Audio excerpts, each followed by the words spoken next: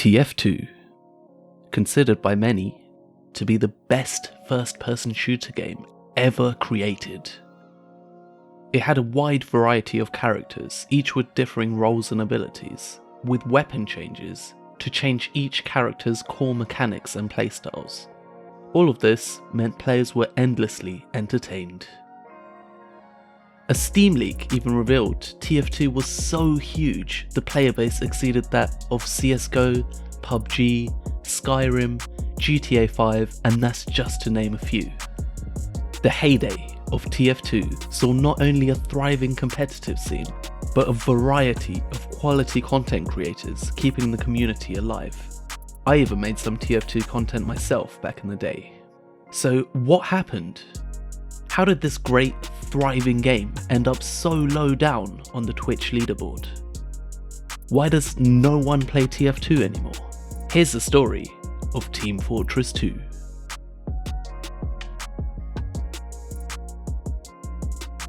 Team Fortress itself started back in 1996, and it was a Quake mod called Quake World Team Fortress.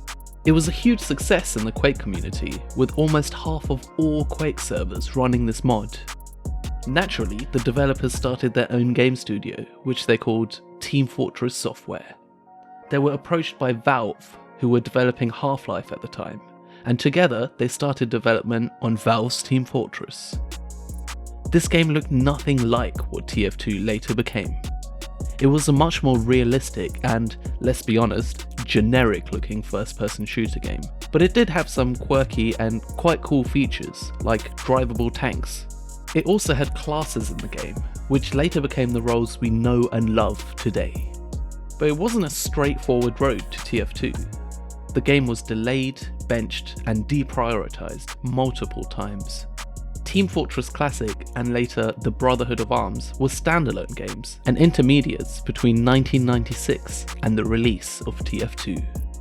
These games brought some great new technological features, such as brand new physics, speech animation, and amazing graphics. Look into my eyes. Welcome to Team Fortress 2. After 9 years in development, hopefully it will have been worth the wait. TF2 gained its initial popularity by being sold in the Orange Box. The Orange Box was Valve's game bundle that included classics like Half-Life 2, Portal, and the long-awaited Team Fortress 2. The bundle was a resounding success, selling 1.5 million copies, which in those days was pretty huge.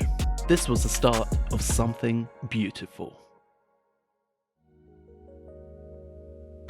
TF2 was able to create such a thriving community in part due to the variety and quality of the content creators making videos about the game. Some of my favourites were the Let's Players, who'd upload weird and wacky commentaries while playing TF2 with their friends. Let's go! Germa versus Star, everybody wants to see this happen. The Yogscast was some of the biggest and greatest gaming YouTubers at the time. They played all sorts of games and developed ranges of series where they collaborated and competed against one another.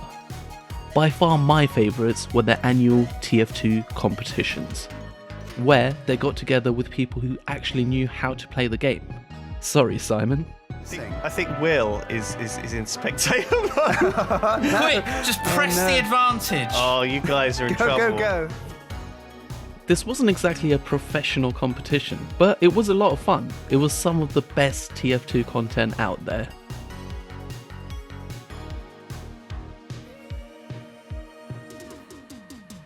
The game had a rich and interesting backstory, which was told in part by first-party animated short films. These painted a picture of who our favourite characters actually were. It told us about their backstories, their motivations, their personalities, and just who they were. Hey, Miss Pauline, before you go,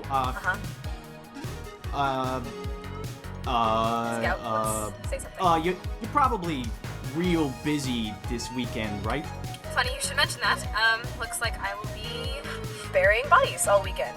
The first-party animations were great, but what was even better were the community-created animations. These existed because of the incredible software, which is Source Filmmaker. Trigger warning. SFM allowed just about anyone to create great-looking animations, with just a bit of time and effort. Okay, been animating for 3 days. Let's see what we got. The community was a never-ending buzz of wonderful and sometimes pretty weird animations. Scout up! Oh my god!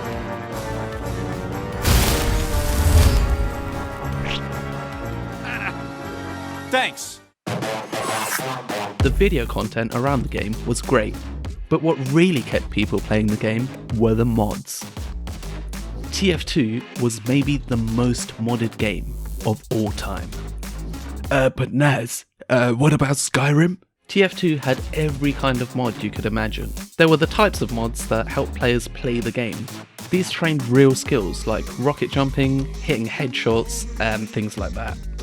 Rocket jumping had a whole community that made obstacle courses and parkour challenges. Which brings us on to the next variety.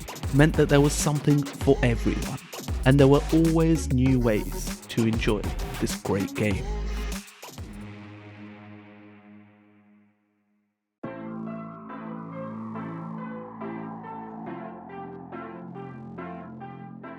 So what happened? How could this great era possibly come to an end? Well, while TF2 was amazing, it definitely had some problems. The game introduced new weapons all the time, with new mechanics, to change how you play existing characters. But new characters weren't being introduced. The game was so old and popular that it was too easy to cheat.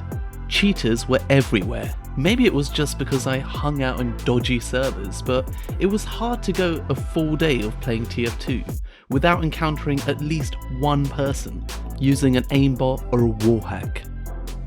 This was pretty annoying, but it wasn't a deal breaker. The thing that really annoyed people was a lack of a competitive mode. Sure, you could spend hundreds of hours learning niche mechanics of your main class, but at the end of the day, did it even matter?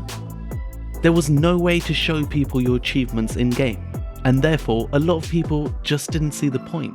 They didn't want to spend the time and energy advancing their skills if they had nothing to show for it. By the time competitive mode was finally introduced in 2016, it was far too late. By that point, most people had either become casuals only playing the game once in a while, or they'd completely abandoned it. Which brings us onto the real reason people stopped playing Team Fortress 2. TF3.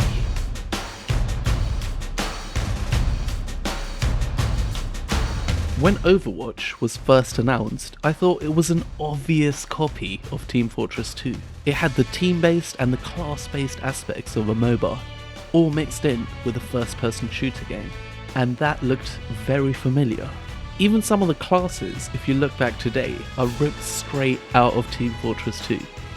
The Spy is a stealthy low-health hero who uses invisibility to get to the back lines of the enemy and take out high-priority targets. That is basically Sombra. The Medic. He's a healer. He's not able to dish out a great deal of damage, but he does provide a great utility to his team. He heals them using a connected beam, exactly like Mercy. The Demo Man. He shoots bouncy bombs and sticky bombs. Well, that's basically Junkrat. Heavy loses mobility while he's firing, but he's got great DPS using his Gatling gun. That's almost like Bastion. Tracer is a lot like Scout, Pharah is like the Soldier, and the Engineer is now called Torbjorn. Overwatch is so clearly inspired by Team Fortress 2. It uses the proven formula of this particular type of first-person shooter game, and it simplifies it. It removes the weapon changes that you have in TF2, and instead, you can't change weapons for the characters in Overwatch. There's just a lot more characters, which you can learn one by one. Overwatch is the spiritual successor of Team Fortress 2. It's borrowed a lot of aspects of Team Fortress 2, and you know what? I'm not even mad. Overwatch is a great game. In a lot of ways, Overwatch has learned a lot from Team Fortress 2. It's created great backstories with animated shorts, comics, and general lore around its characters. It has rich and interesting backstories, and I think it does this even better than TF2 did.